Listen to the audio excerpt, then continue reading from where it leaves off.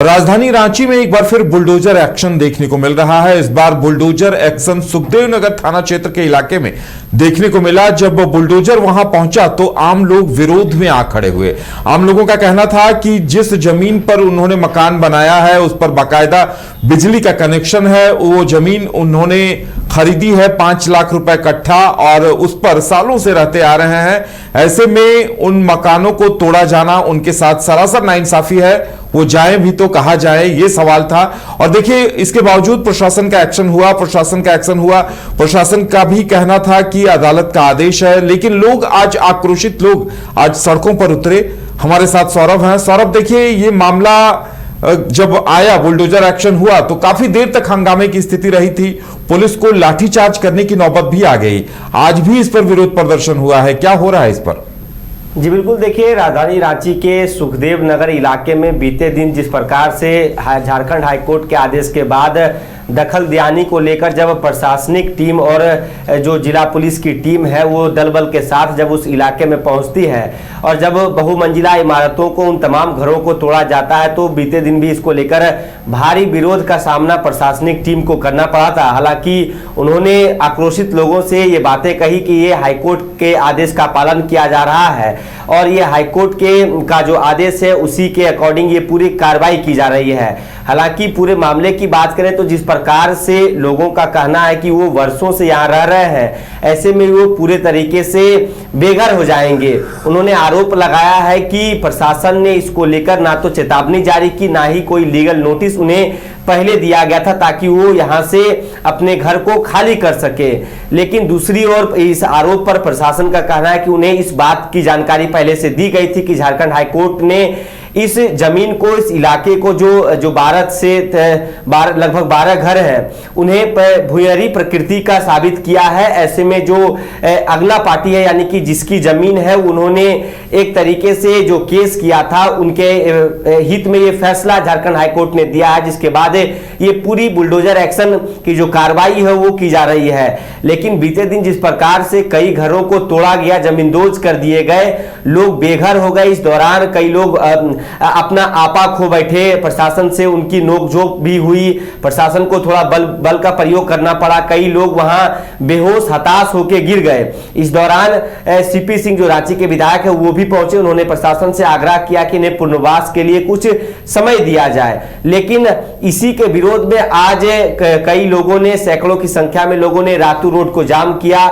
सुबह से ही टायर जलाकर विरोध प्रदर्शन किए गए और घंटों तक, चाहे एम्बुलेंस की बात करें, सुबह स्कूल जाने वाले बसों की बात करें, दफ्तर जाने वाले लोगों की बात करें, तो वो घंटों तक जाम में फंसे रहे। हालांकि पुलिस की टीम वहां मौके पर पहुंचती है और उन्हें शांत समझा बुझाकर वापस भेजा जाता है और जाम को हटवाया जाता है। लेकिन इस मामले को यदि देखा जाए तो कहीं ना कहीं जिस प्रकार से लोगों का आरोप है कि उन्होंने करोड़ों रुपए देकर, यानी कि जो लोग वहां रह रहे हैं सभी ने मिलकर लगभग 5 लाख से अधिक रुपए की लागत पर एक कट्ठे जमीन, मतलब 5 लाख रुपए कट्ठे के दर पर जमीन को खरीदा गया था। बावजूद इसके जो लैंडलॉर्ड है, यानी कि जमीन के जो ऑनर हैं, उन्होंने केस दर्ज कर दिए। केस दर्ज होने के बाद जब कोर्ट में ये मामला पहुंचा है तो कोर्ट ने ये माना है कि ये भूयरी प्रकृति की जमीन है और इसे खाली करवाने का आदेश दिया गया है। तो कहीं ना कहीं लोगों का आरोप है कि इनके साथ धोखाधड़ी की गई है और कई लोग बुलडोजर एक्शन के दौरान कागज भी दिखाते हुए दिखे कि आखिर चेक से उन्होंने जो अमाउंट पे किया था, कि आखिर इसका क्या मतलब रह जाता है कि उन्होंने जिनसे जमीन खरीदा, जिनको वो पैसे दिए थे जमीन के बदले जो चेक से पेमेंट किए गए थे, उसे दिखाते हुए प्रशासनिक अधिकारियों से, मजिस्ट्रेट से गुहार लगाई कि आप फिलहाल इस पर रोक लगाए। लेकिन हाईकोर्ट के आदेश का पालन करते हुए उन तमाम घरों को जमींदोज किया है। और हालांकि देखना यही होगा कि क्या वाकई में वो प्रकृति जो जमीन है, भूयरी प्रकृति का जमीन है। हाईकोर्ट ने ये माना है, लेकिन लोग आरोप लगा रहे हैं कि उनके साथ धोखाधड़ी हुआ है। जिनसे उन्होंने जमीन खरीदी थी वो उन्हें बरगलाकर केस दर्ज कर दिया गया है। अब क्या वाकई में उन्हें पुनर्वास के लिए समय दिया जाता है और भी जो सामान बचे हुए हैं उसे खाली कर दूसरी जगह रखने के लिए जमीन दिए जाते हैं कि नहीं जी। और सौरभ देखिए, एक सवाल ये भी उठता है कि अगर चेक से 5 लाख रुपए प्रति कट्ठे की दर से पेमेंट किए थे तो फिर क्या उन्हें कोई कागजात भी मिला था, जमीन की रजिस्ट्री हुई थी? और अगर ऐसा रजिस्ट्री हुई थी तब तो कहीं ना कहीं इस पे पूरा सिस्टम कटघरे में खड़ा हो रहा है। जी बिल्कुल, देखिए कार्रवाई के दौरान कई लोग हाथों में उस जमीन का जो कागजात है, जो डॉक्यूमेंट्स है, जिनसे उन्होंने जमीन की खरीदारी की थी और जिनको वो पैसे पे किए थे, उन तमाम कागजात को हाथ में लेके अधिकारियों से गुहार लगाते हुए दिखे।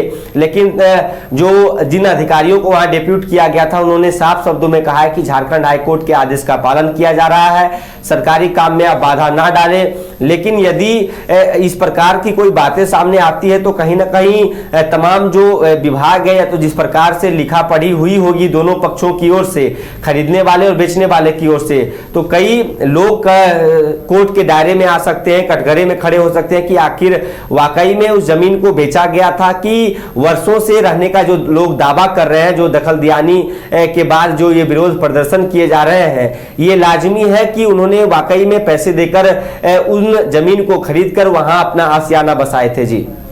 चलिए, अब देखने वाली बात यह होगी कि मुकम्मल के जांच के बाद क्या कुछ सामने आता है, क्योंकि फिलहाल तो अदालती आदेश है, लेकिन अब इन लोगों की मांग भी वाजिब है कि भाई उन्होंने भुगतान किया है, पैसे दिए हैं, करोड़ों रुपए दिए हैं, इसके बावजूद अगर उनके साथ धोखा हुआ है तो जिम्मेदार कौन? इस सवाल का जवाब अभी आना बाकी है। क्रिकेट के विश्व मंच पर छा रही हैं रांची की प्रतिभाएं।